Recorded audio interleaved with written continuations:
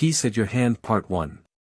Chapter 5, The Process of Human Reproduction.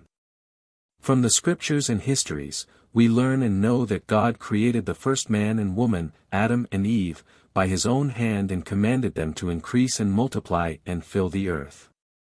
How does God create us all even today? God is all-knowing, wise and great planner. When he created our first parents, he gave them their spirits created in his image, love and wonderful godly attributes. Why did he do this? What does God expect us to do with his spirit children? The first man, Adam, was created by God by his own hand. He formed his body with the clay of the soil. He gave him life by breathing into his nostril the Spirit of God.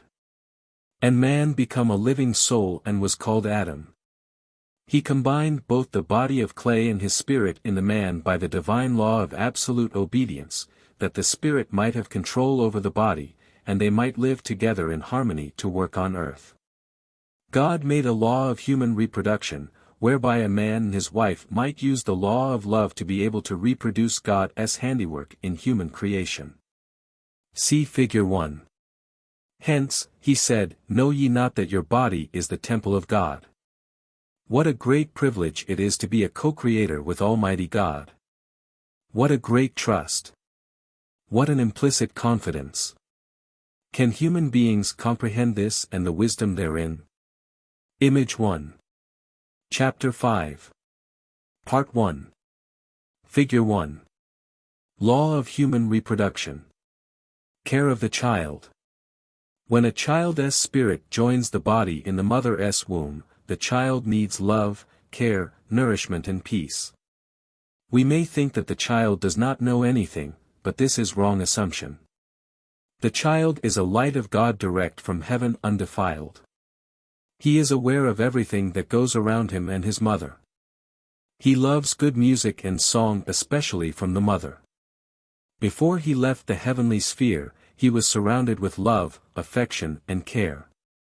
Do not forget that the young child we see is also a full-grown spirit personality with intelligence and feelings. The child has come here to do his own work on earth, and you the parents will lead him to find it and help him to start it if need be. When the Spirit of God enters into the body of the child, the mother will start to feel the sign of life in her womb. Do not forget to welcome him home to you and express your joy in being with him. Assure the child that you will take good care of him. Talk with the child as you talk to any grown-up you dearly love.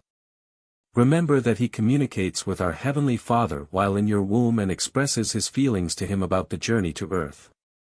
The child is guided very closely when he leaves the heavenly sphere, and what you do or say is directly reported back to God who sends him. This is very important to ensure that there is a very smooth handover between God who sends the child and the earthly parents, where the child will find a new home that is different from what he is used to with God and the heavenly relations. Think of taking your child to the daycare for the first time. What experience do you want the child to have? Do you just dump the child off to the care of the teachers and leave him and walk away? The arrival of the child on earth. The care of the child from this time is no more limited to the mother alone. The father is next in importance to the mother that the child will know.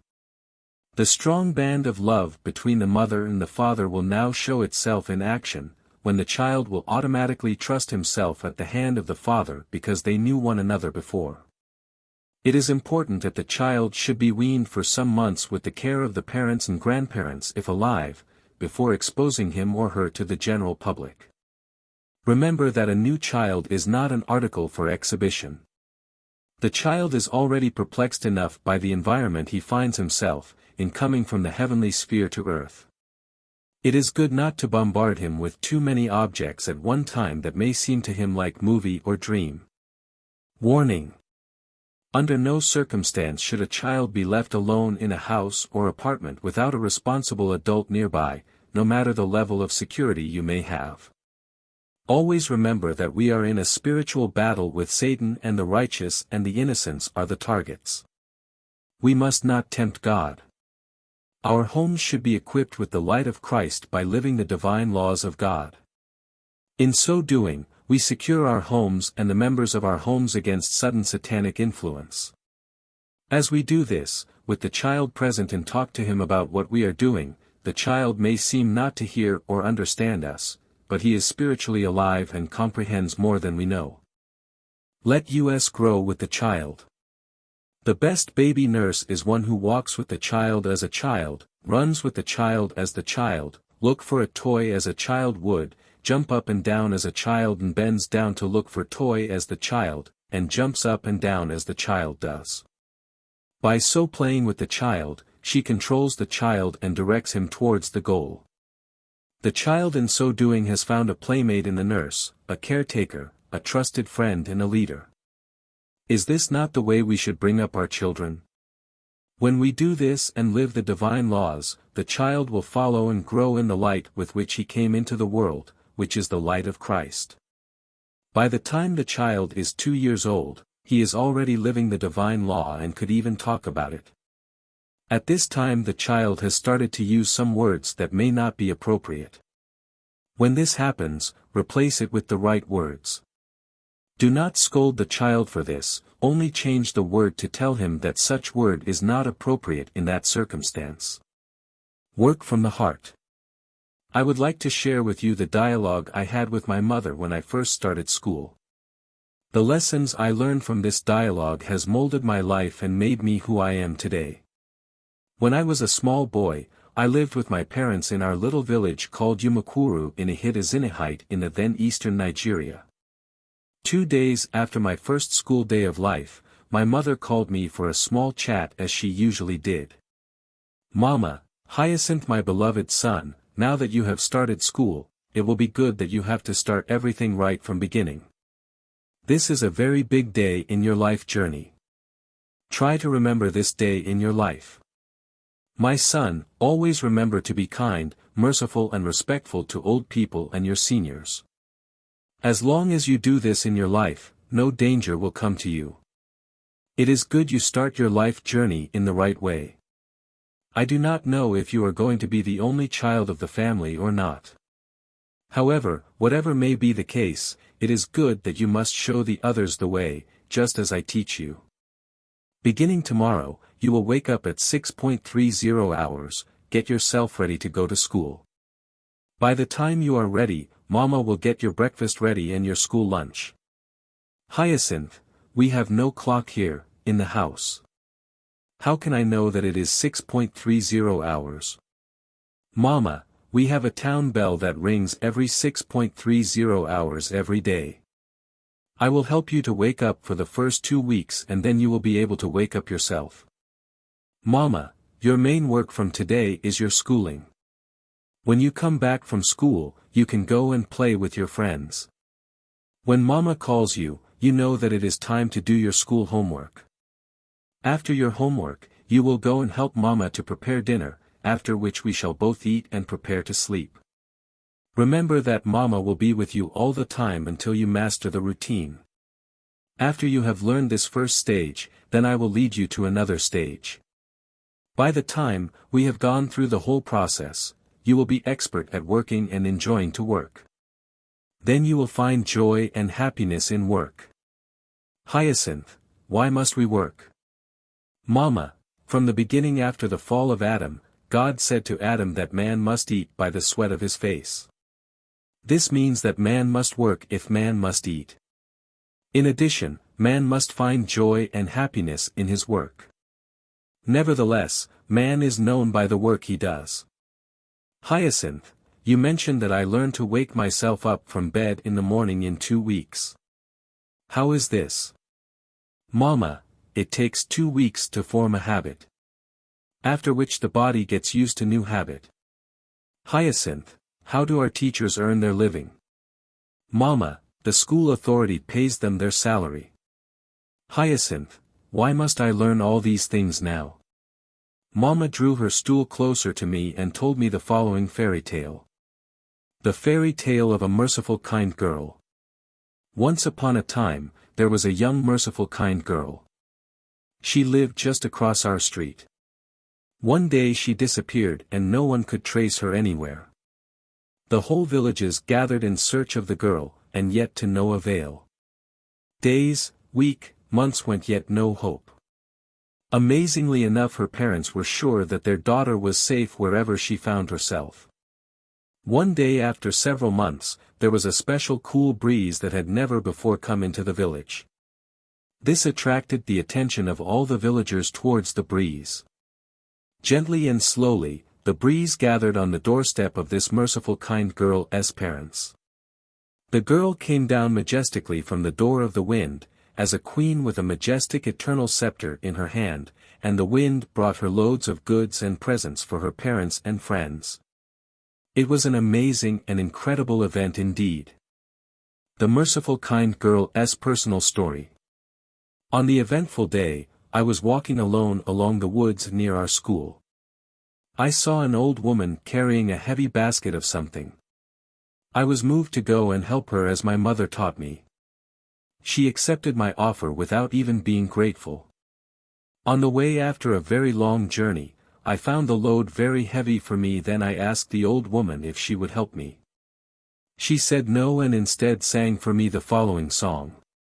Nwam vukwil kwanda. Nwam vukwil kwanda. Imarivu vufurumabo kwanda. Gamag ivu vufurmabo kwanda. Eberinaim akafwelaji kwanda kwanda. Kwanda kwanda kwanda kwanda. The song is interpreted thus. My child, carry and carry and carry kwanda. My child, carry and carry and carry kwanda. If you know how to carry, carry my basket kwanda. If you do not know to carry my basket for me kwanda.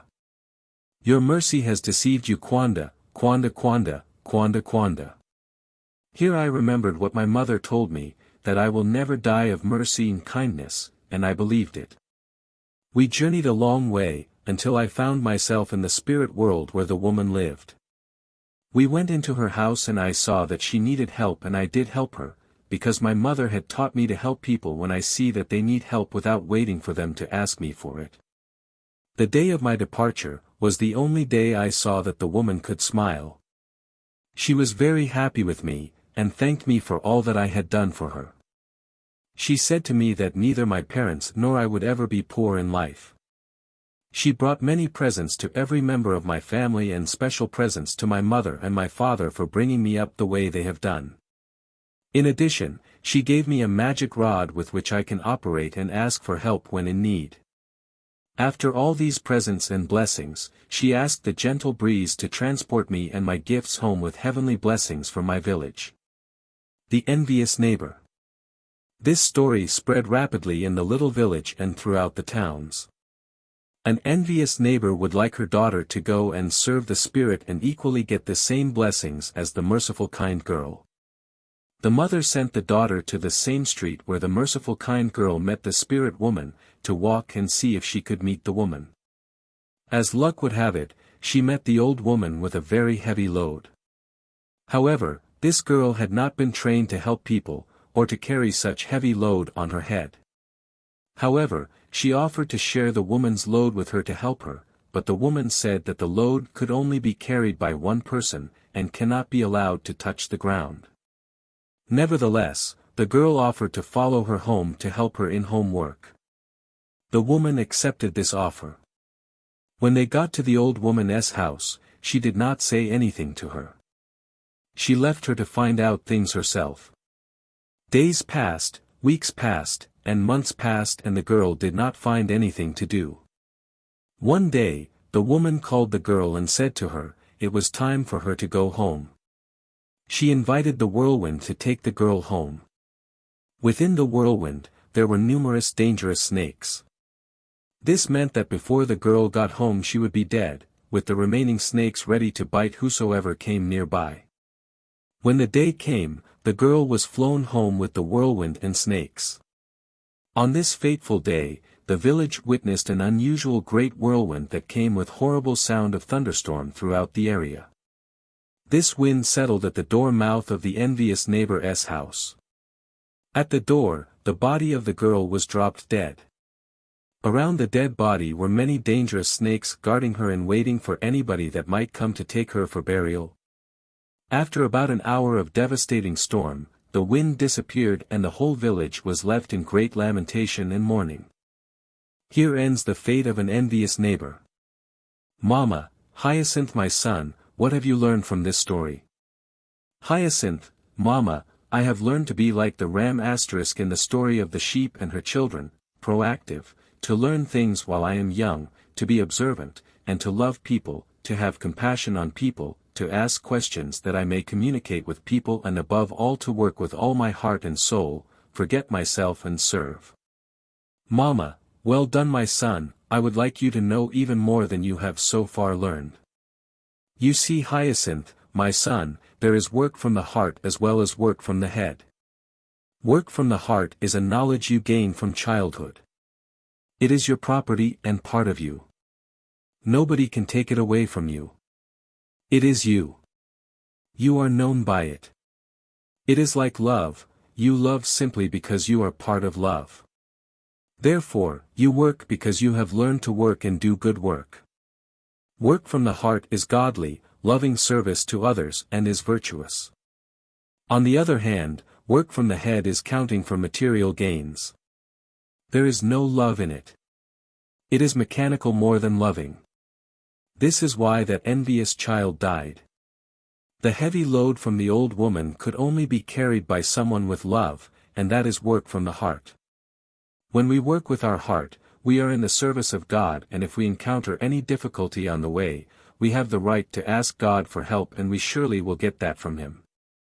But when we work with our head, we have nobody to resort to for help when we are in trouble. It is good to note that when all the villages were looking for the merciful kind girl, the parents were never worried. They said that their daughter could never be in danger, because she was merciful and kind. In addition, when the daughter came back, and narrated her own story, as things happened to her, she also said that her mother told her that she would never be in danger because of her mercy, and she believed it.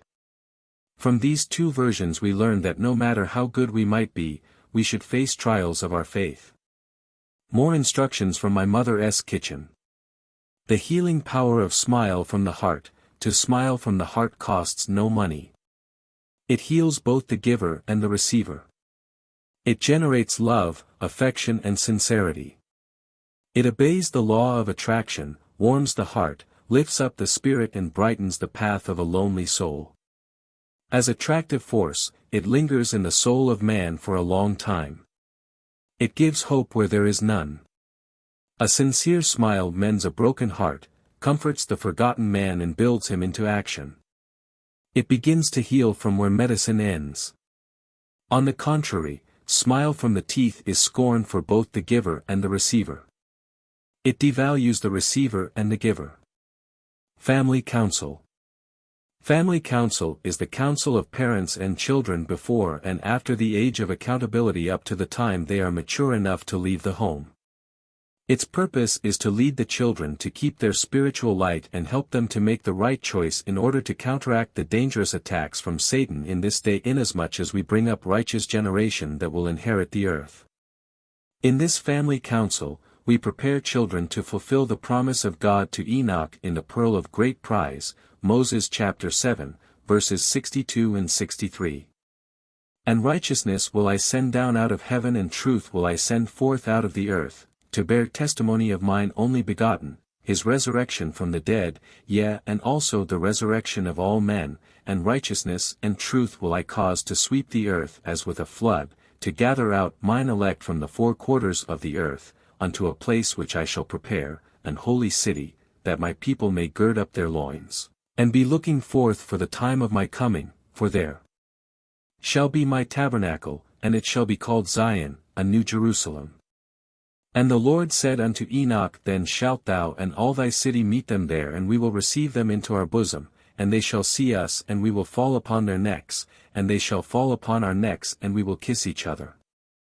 From my experience in life, I have learned one of the most effective ways to bring up faithful children is family counsel, especially in this very difficult time in which we live today. The counsel may comprise of the mother, the father and one or more children that are of age 4 years and above. It could be the mother and the children alone or the father and the children alone as the circumstances permit. In this meeting the intimacy and love of the family reigns supreme. It would liken the counsel to a sheep and her young that were out grazing in their master's field. There, the sheep told her young who their master is, the boundaries they should observe in order to be free from their enemies. The sheep taught the young the type of grass that is good for food and the poisons among the grass. Above all she taught and showed them who their enemies are, the wolf and the lion. She taught them how to defend themselves from the enemies when they come to attack them. The young also learn from their mother how to listen to the voice of their master so that they will always be safe from the enemy's dangerous maneuvers. It is in this counsel, that the parents of the children will teach the children who God is and that God is the only master of our lives. Satan and his angels are our enemies, as the wolf and lion are the enemies of the sheep and their young. The boundary under which we shall be safe is the divine law of our master, and that is how we can defend ourselves from the cunnings of Satan, if we obey the laws. The children will have the chance to ask the parents questions about life and people around. As an example, the fairy tale and the whole episode with me and my mother includes lessons on the following divine principles: love, obedience, kindness, humility, patience, industry, honesty, faith, respect, trust, responsibility, intolerance. I have learned from an early age the virtues and have lived them ever since then. I have in the same way imparted them to all my own children who would listen. When children learn and live these principles, the light of Christ in them will ever shine and radiate so much, that the power of Satan will never come near them, because devils dread the light in our spirits. God in His wisdom, love and trust in us to be His co-creators of human race, expects us to bring up generations of people that will fill the earth with righteousness, to obey His laws, and live in peace among ourselves.